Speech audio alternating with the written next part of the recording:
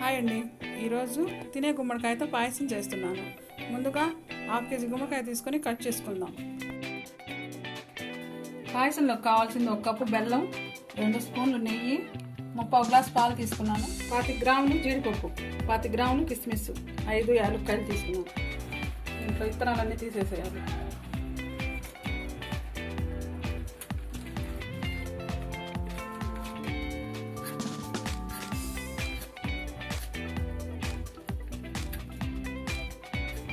తోలంతా శుభ్రం తీసేసి ఇట్లా చిన్న చిన్న ముక్కలుగా కట్ చేసుకున్నాం.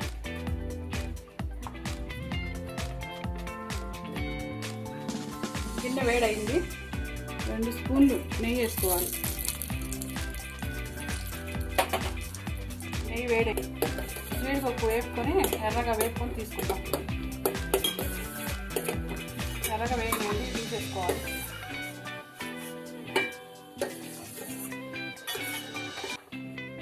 కిస్మిస్లు కూడా వేసుకోవాలి. వేగిని తీసేయాలి.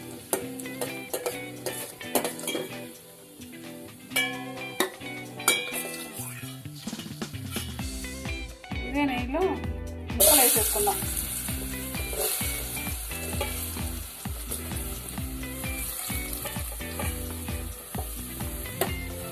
ఒకసారి ఇట్లా కలుపుకొని ఇప్పుడే బెల్లం కూడా వేసేయాలి.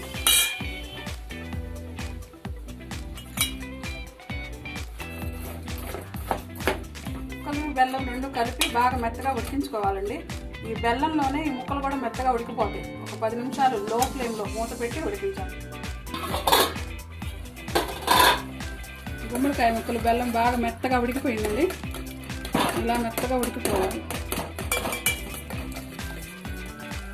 ఇప్పుడు కిస్మిస్, జీడిపప్పు వేసుకోవాలి. ఒకసారి కలుపుదాం.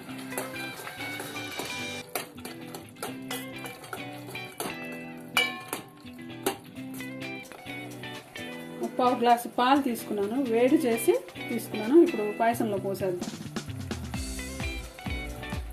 పాలు పోసాక 1 నిమిషం మాత్రమే ఉంచాలి. చిన్నగా యాలకుల పౌడర్ వేసుకొని ఒకసారి తిప్పి దించేసుకోవాలి. గుమ్మడికాయ పాయసం రెడీ అయిపోయిందండి.